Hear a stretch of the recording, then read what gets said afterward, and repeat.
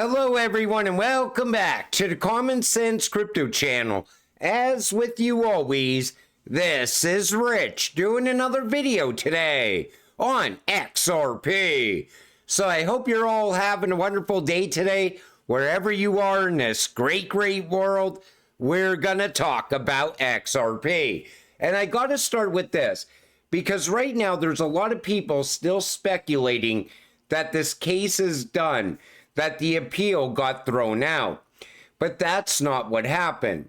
Chrislson makes key move before Form C submission. So you see it right here. On Tuesday, October 22nd, the U.S. Appeals Court for the Second Circuit notified blockchain firm Ripple about the possible default in the ongoing SEC versus Ripple lawsuit.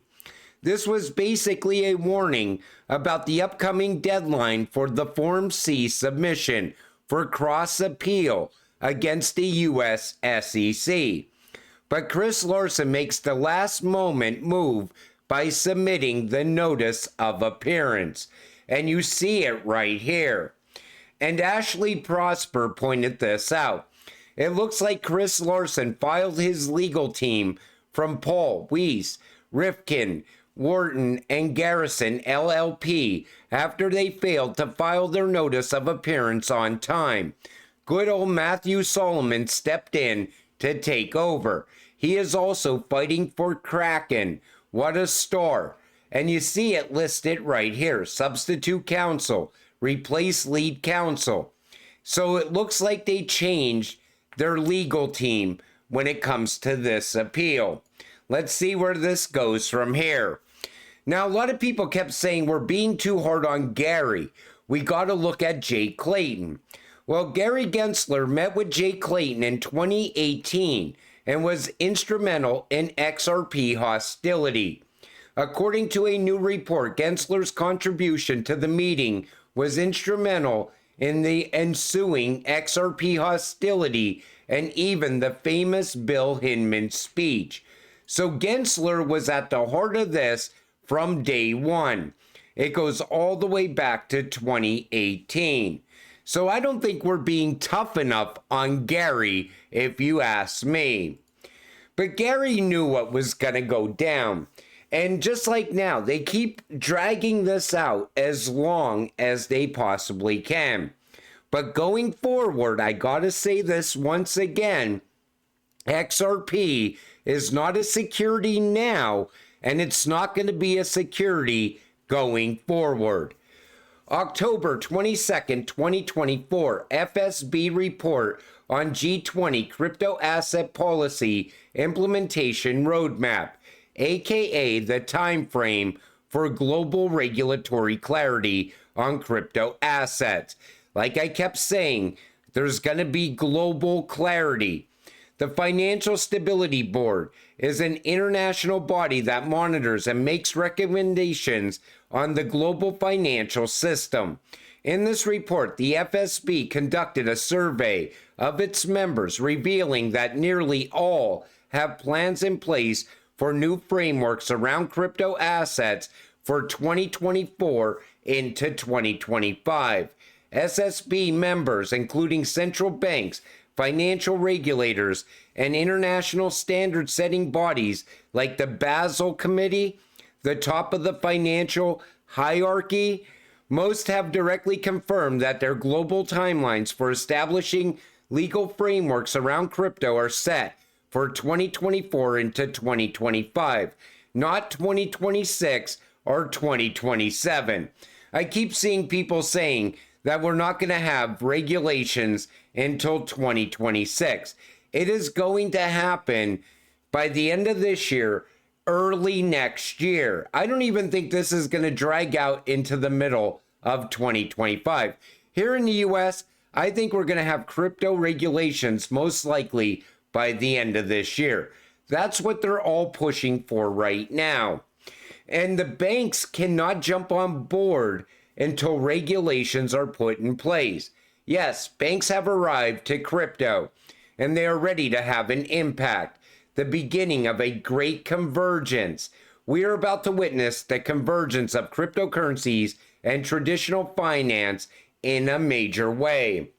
You know, once the banks start getting involved with crypto, that's going to change things at your local bank. All of a sudden, they're going to be able to custody crypto. They're not custodying my crypto, but they will have that option there. I think they're also going to have ways for people to invest in crypto.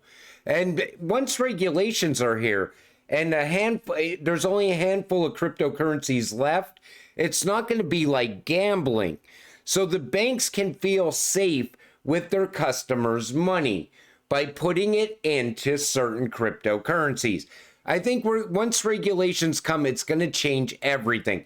And going forward from there, we are going to have mass adoption for crypto. You're going to be able to use crypto in the local grocery store, the convenience store, the gas station, just like you use cash, debit cards, or credit cards today.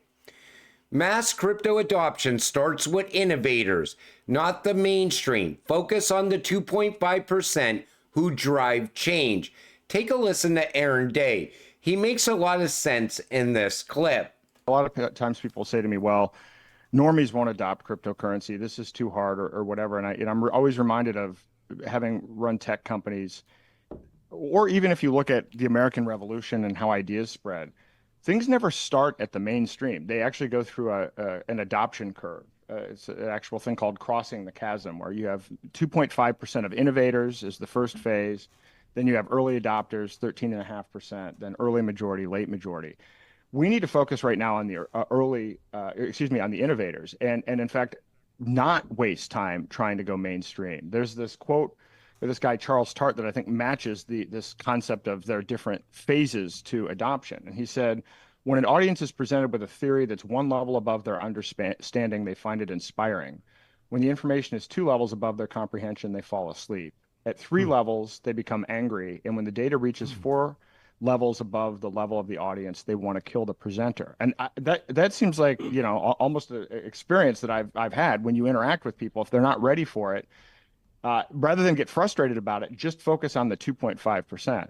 So from my perspective, strategically, we need to build the point of sale system and the wallet, but then we need to aggregate the communities that are the innovators. And these are the groups that are already related to this. So the people that are food freedom, health freedom, Second Amendment. I've put together a list of like 50 different groups, and I'm going to be putting out a talk on this shortly. We just need to get those groups together to adopt these solutions, because those 2.5% working together, it turns out when you look at what those categories are, well, it's food and it's all of the essentials, so that when that emergency happens and it's time for the normies to look at this, we've already built the tools that are easy to use, and we already have a network of vendors and small businesses in these categories that are going to be essential when somebody's looking at the decision of, do I take this, you know, tyranny CBDC and UBI, or do I opt out of the system?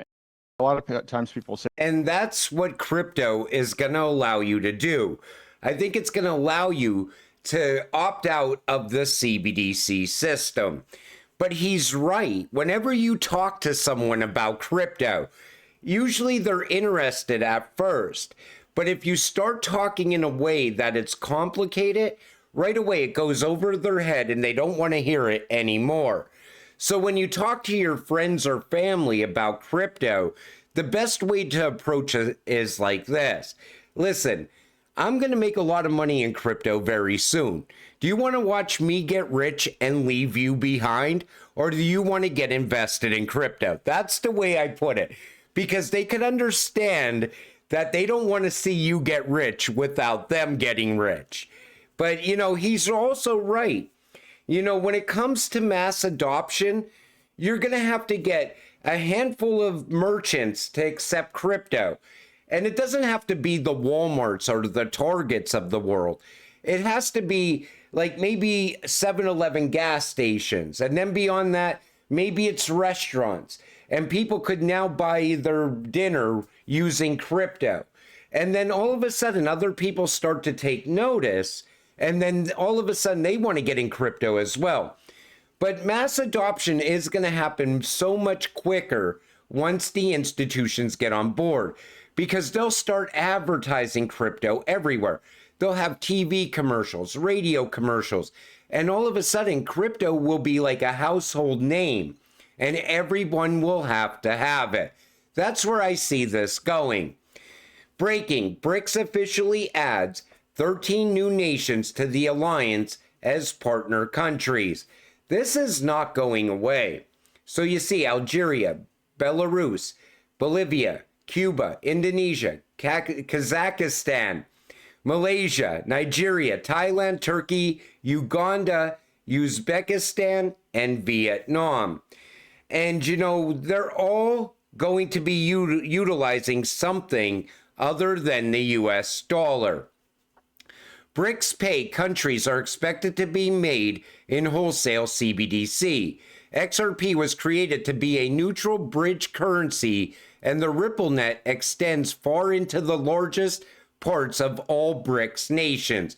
Like I've been telling you all along, all these countries already have Ripple rails inside. And those Ripple rails have been growing and expanding over years now. So it would make sense for them to just utilize RippleNet and XRP as a bridge currency than it is for Brics to try to create a whole new payment system. And when it starts with the BIS, you know Ripple and XRP is at the heart of this, because these countries are also working with the BIS. And inside, you would have one massive liquidity pool of XRP utilized for cross-border payments in between these countries. Breaking news, the BRICS nations has united and introduced a new BRICS currency to replace the US dollar. So you see Putin holding up a paper BRICS note. But I think that was just for show. That was for the cameras. I think their currency is actually going to be a digital currency. Or maybe they will have both a fiat currency and a digital currency. It's still too early to see where this is going yet. But you know, when you see this and you know that their currency is going to be gold backed, you got to pay attention, especially the United States. They should be paying attention to this, because once a gold backed currency hits the market, it's going to plummet the US dollar. And people still don't realize that yet. Many investors are in denial, but the US stock market is going to zero. Now, I don't think it's going to zero, but I definitely think a crash is coming. You know, I keep telling people, it's not hard to see what's going to happen next year. We are definitely going to have a financial crisis.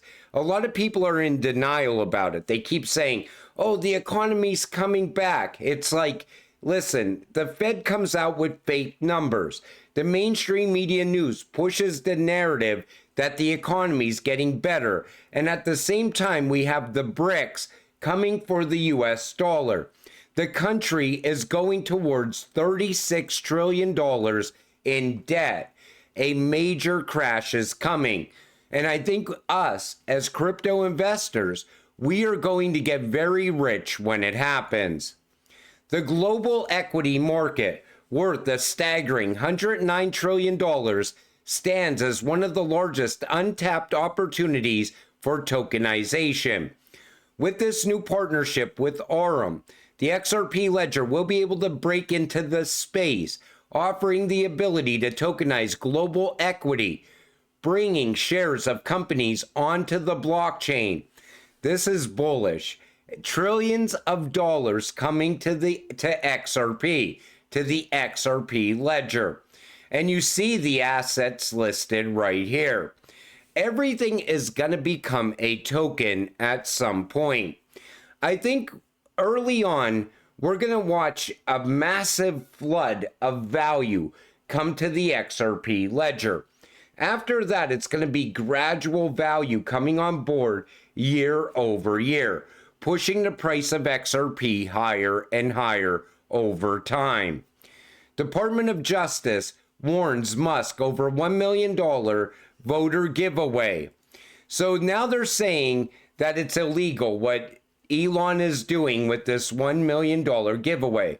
News of the letter come on the same day that left-wing public advocacy group Public Citizen filed a complaint with the Federal Elections Commission, alleging that the contest violates campaign finance laws because the purpose of the $1 million reward for signing the petition appears to be motivate voter registration and voting at the polls by those sympathetic with the candidacy of Donald Trump in key swing states for the 2024 presidential election. So what do you think? You think they're just mad that Elon is giving away $1 million? Or do you think they're more mad that people are actually going to show up to vote in these swing states? You could look at it both ways. But of course, this is going to piss off some people. I knew that the second that this petition got started. But I don't think Elon even cares at this point. He's like, whatever. I'm just going to continue to give away $1 million until someone goes and actually stops him. Right now, it's just a complaint. I'm sure they're going to send him some sort of letter threatening him that he's going to be prosecuted if this action continues. Who knows? But I'm sure we'll know more in the coming days. But what I wanted to show you in this video is that the Brics, they're not slowing down. And because they're not slowing down, that means everyone else has to speed things up. So every time you see the Brics accelerate things, expect the United States, the EU, the UK, and so on to also now accelerate things as well. I think they're going to rush to get stablecoin regulations here in the United States because I think they're going to try to push ahead with a gold-backed digital currency at some point. They're going to have to counter the Brics. But no matter how this plays out, as XRP investors, we are going to get rich either way. And even the Brics coming up with their own currency, they're going to still need a bridge for that currency. XRP can be that bridge. But until it all happens, you got to stay patient, stay positive, and let's get rich together. With that said, I'm going to wrap up this video. I want to thank you all for watching. I appreciate all of you. I'll see you in the next one. Have a great night.